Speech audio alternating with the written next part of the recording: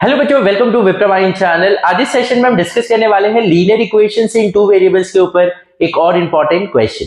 So let's start with the session. So the given question here is solve x by a is equal to y by b.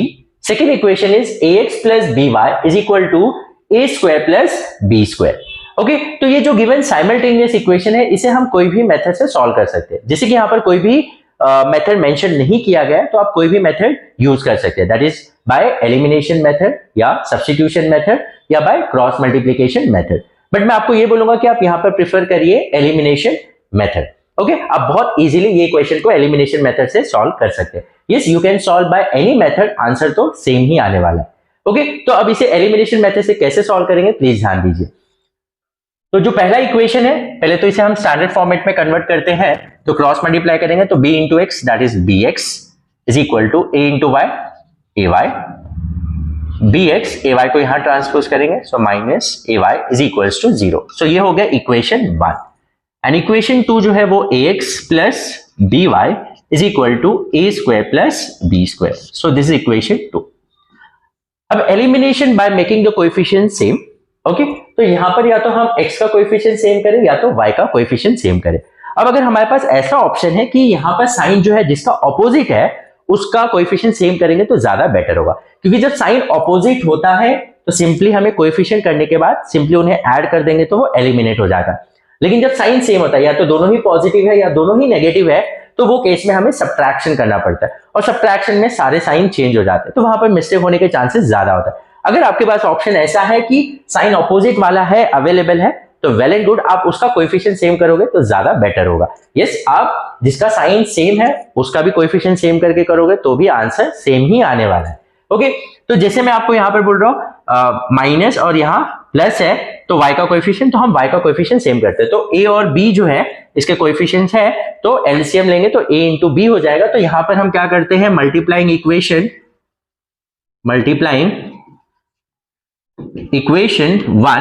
1 को हम किससे multiply करेंगे, b से, multiplying by b।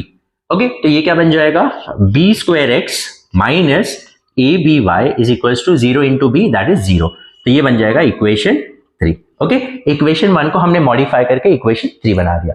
अब in the similar way second equation को हम किससे multiply करेंगे, a से मल्टीप्लाई करेंगे। So multiplying equation 2 by a, तो ये क्या बन जाएगा, a square X plus A B Y is equal to, अब देखो a से मल्टीप्लाई करें तो a square into a cube हो जाएगा, प्लस यहां पर आ जाएगा a b square. Okay, so ये हो गया इक्वेशन 4। जैसे कि अब जैसे कि यहां माइनस ए बी वाई, यहां प्लस ए बी वाई है, तो हम क्या करेंगे, सिंपली दोनों इक्वेशन को ऐड कर देते हैं। एडिंग इक्वेशन 3 and 4 को ऐड कर देते हैं। तो third equation is B square X minus A B Y is equal to 0 and A square X plus A B Y is equal to, अब यहां पर हमने मल्टीप्लाई कर दिया है तो ठीक है, अभी एज इट इज लिखते हैं। तो अब यहां पर जब एडिशन करते तो सेकेंड इक्वेशन का कोई भी साइन चेंज नहीं होगा, एज इट इज रहने वाला है। तो minus A B Y plus A B Y get cancel out, तो यहां पर आ जाएगा B square X plus A square X is equal to 0 plus A cube plus A B square. Okay, तो अब जैसे कि यहां पर x कॉमन है, x बाहर ले लेते हैं, तो ये हो जाएगा B square plus A square equals to, actually यहां पर हमने a से मल्टीप्लाई कर दिया था, बट यहां पर हम a से ना मल्टीप्लाई करके एज इट इज उसको रखते, तो a यहां पर रखते और ये ब्रैकेट के अंदर पुट कर देते, तो वही सेम चीज। तो एग्जाम्पल यहां पर हम क्या करते हैं, a कॉमन ले लेते, तो ये हो जाएगा a square plus B square. Yes, जो हमने a मल्टीप्लाई किया था उसको हमने यहाँ कॉमन ले लिया। यहां पर अगर नहीं भी करते, जस्ट a को बाहर रखते और ब्रैकेट में एज इट इज रखते, तो that is well and good. Okay, ठीक है।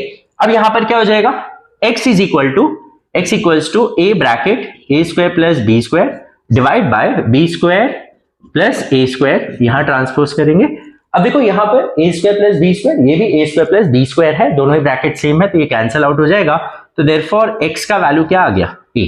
सो we got the value of x as a।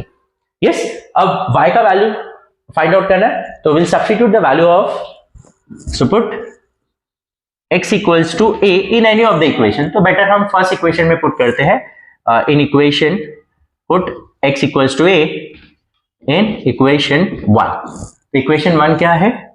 bx minus ay is equals to 0। Okay, तो bx, what is x here? a minus ay is equals to 0। Okay, तो ये क्या आ जाएगा? ab minus ay is equals to 0। Okay, ab को यहां transpose करेंगे तो minus ay is equals to 0 minus ab, that is minus ab को हमने यहां ट्रांसपोज किया तो माइनस ab होगा, तो 0 minus ab is minus ab, so minus minus get cancel out, so ay is equals to ab, so y is equals to ab by a। Yes, a को यहां transpose करेंगे तो ये cancel out हो जाएगा, तो y is equals to b। Okay, तो x का वैल्यू a आ गया एंड y का वैल्यू जो है वो b आ जाएगा। Hope you have understood. If still you have any doubt in any of the step, आप मुझे कमेंट सेक्शन में बता सकते हैं।